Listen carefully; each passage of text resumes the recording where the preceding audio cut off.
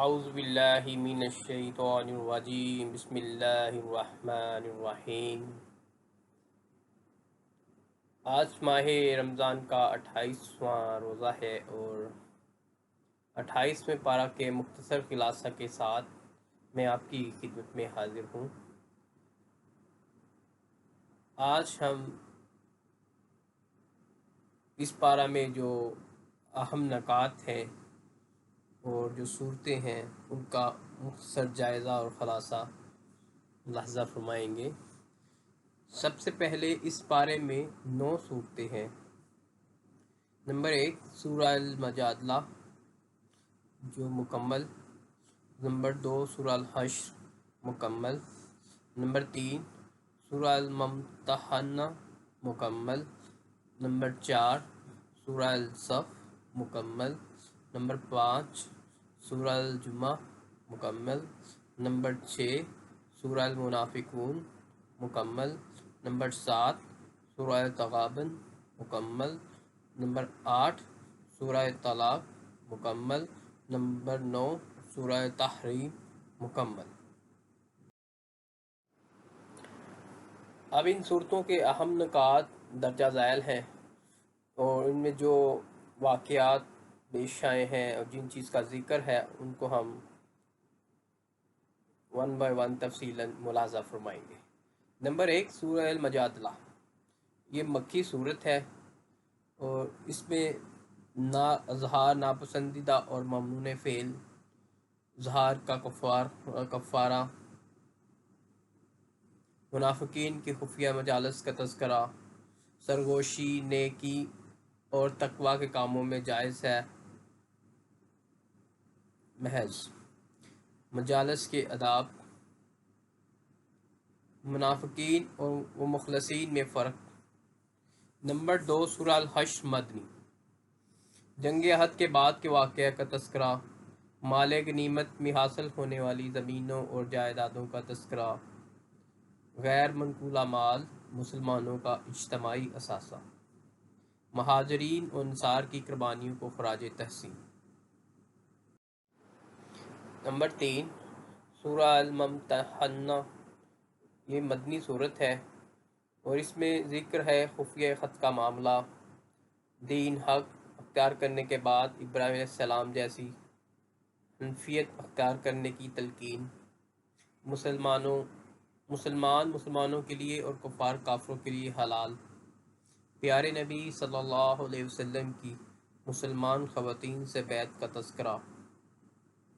Number 4 سورہ الصف مدنی، قول و فعل میں یکسانیت کا مطالبہ، بعثت رسول صلی اللہ علیہ وسلم کے مقصد کی وضاحت، جان و مال سے تجارت بہترین جہاد۔ نمبر 5 سورہ الجمعہ، یہ مدنی صورت ہے، نماز جمعہ کی فرضیت، اس کے لیے تیزی دکھانے کا حکم، جان بوجھ کر چھوڑنے والے کے لیے پیارے نبی صلی اللہ علیہ وسلم کی سخت ناراضگی۔ نمبر 6 سورہ المنافقون، یہ مدنی صورت ہے اور اس میں منافقین کی صفات، طرز عمل و انجام، مال و دولت کی محبت، اگر شریعت علیہ کے تابع رہے تو مقبول، موت سے قبل خرچ کرنے کی تلقین۔ نمبر 7 سورہ تغابن، یہ بھی مدنی صورت ہے، اس میں کامیابی کے حقیقی پیمانے کی وضاحت، انسان پر مصیبت اور اللہ کی طرف سے آزمائش، اللہ کا تقوی اختیار کرنے، سماع و اطاعت، انفاق فی سبیل اللہ کی ترغیب، فراخ دلی، ذریعہ افلاح۔ نمبر 8 سورہ طلاق مدنی، طلاق حلال کاموں میں ناپسندیدہ ترین فعل، مسنون طریقے سے طلاق دینے کی تلقین، بہترین معاشرتی تعلقات کے لیے تقوی کا ہونا ناگزیر۔ نمبر 9 سورہ تحریم مدنی، حلال اشیاء کو حرام نہ کرنے کی تلقین، غلط قسم کھانے سے نکلنے کا طریقہ،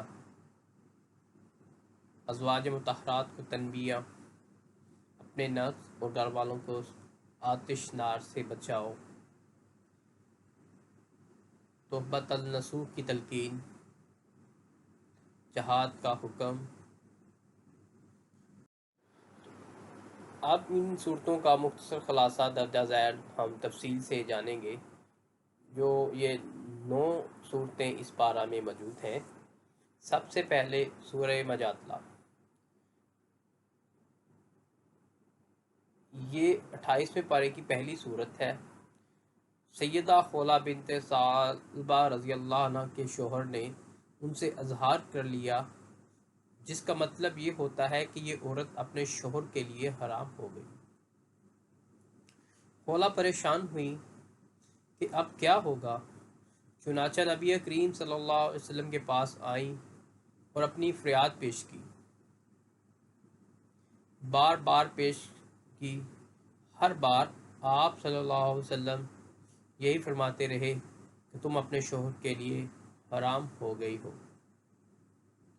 آخری صورت نے اپنے ہاتھ رب کی طرف اٹھا دیے تو رب تعالیٰ نے فوراً نبی کریم صلی اللہ علیہ وسلم پر یہ صورت نازل کی، جس میں ظہار کے کفارہ کے بیان ہے کہ یا تو ایک غلام آزاد کیا جائے یا 2 ماہ کے روزے یا 60 مسکینوں کو کھانا کھلا دیا جائے۔ نمبر 2، سورہ الحشر۔ اس کے بعد سورہ حشر شروع ہوتی ہے۔ بنو نذیر قبیلہ نے جب نبی کریم صلی اللہ علیہ وسلم کو دھوکے سے قتل کرنا چاہا تو آپ نے اس بدعہدی کرنے پر ان پر حملہ کیا۔ کئی دنوں کے محاصرے کے بعد وہ لوگ وہاں سے نکلنے پر تیار ہوئے، چنانچہ انہیں جلا وطن کیا گیا، اور یہ پہلی جلا وطنی تھی جو خیبر کی جانب سے ہوئی۔ پھر حضرت عمر رضی اللہ تعالیٰ عنہ کے دور میں ان لوگوں کو ملک شام کی طرف نکال دیا گیا۔ اس سورہ میں ایک صحابی رسول صلی اللہ علیہ وسلم کا رسول صلی اللہ علیہ وسلم کے مہمان کی ضیافت کا بیان ہے، اور میزبان کی تعریف کی گئی ہے کہ وہ اپنے مسلمان بھائی کو باوجود ضرورت مند ہونے کی اپنی ذات پر ترجیح دیتے ہیں اور اپنے نفس کو بخیلی سے بچا لیتے ہیں، اور یہی لوگ دراصل کامیاب ہیں۔ فرمایا، اللہ کے عذاب سے ڈرتے رہو، اور ہر شخص یہ دیکھے کہ اس نے کل روز آخرت کے لیے نیک اعمال کا کیا ذخیرہ بھیجا ہے۔ فرمایا، ان لوگوں کی طرح نہ ہو جانا جنہوں نے اللہ کے حکام کو بلا دیا تو اللہ نے انہیں ان کی نفس ہی بلا دیے اور وہ نیک اعمال سے غافل ہو گئے۔ قرآن کی اہمیت کا بیان کیا گیا ہے کہ اگر ہم اس قرآن کو کسی پہاڑ پر نازل کر دیتے تو اس کا حال یہ ہوتا کہ وہ خوف الہی سے دبا جا رہا ہوتا اور پھٹ جاتا۔ سورت کے اختتام اللہ تعالیٰ کے بعد صفات کے بیان پر کیا گیا ہے۔ نمبر 3، سورہ الممتحنہ، جس کے معنی ہے امتحان لینے والی۔ اس صورت میں مسلمانوں کو تنبیہ کی گئی کہ وہ اسلام دشمنوں سے دلی دوستی کا تعلق نہ رکھیں، کیونکہ ان سے اسلام کو ہمیشہ تکلیف پہنچی ہے۔ جہاد اور جنگ کے قوانین بیان فرمائے کہ جن لوگوں نے تم سے دین کے معاملے میں جنگ نہیں کی، اللہ تعالیٰ ان لوگوں کے ساتھ نیکی اور انصاف کا برتاؤ کرنے سے منع نہیں فرماتا۔ اللہ تعالیٰ دوستی کی ممانعت ان لوگوں سے فرما رہا ہے جنہوں نے دین کے معاملے میں تم سے جنگ کی۔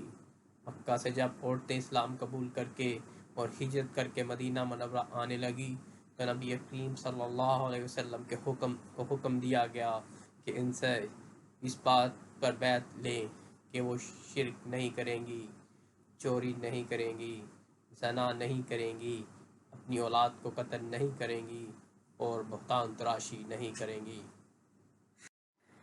نمبر 4، سورہ الصف، جس میں ایک معاشرتی برائی کا بیان کیا گیا کہ محض نصیحت نہ کی جائے بلکہ جس چیز کی نصیحت کی جائے اس پر پہلے خود عمل کیا جائے۔ اللہ تعالیٰ کو یہ بات سخت ناپسند ہے کہ تم وہ بات دوسروں سے کہو جس پر تم خود عمل نہیں کرتے ہو۔ فرمایا کہ اللہ کی راہ میں یکجان ہو کر اور پختہ صف بنا کر جہاد کرنے والے اللہ کی نگاہ میں محبوب ہیں۔ اعلان فرما دیا کہ کوئی کتنی ہی طاقت اور زور لگا لے لیکن نور الہی یعنی اسلام کو مٹا نہیں سکتا ہے۔ نبی صلی اللہ علیہ وسلم کی بعثت کا مقصد بیان فرمایا تاکہ اس سچے دین کو تمام ادیان پر غالب کیا جائے۔ اہل ایمان کو ایک تجارت کی پیشکش کی گئی جو دردناک عذاب سے بچا لے گی کہ تم اللہ اور رسول پر ایمان لاؤ اور اپنے مال و جان کے ساتھ اللہ کی راہ میں جہاد کرو۔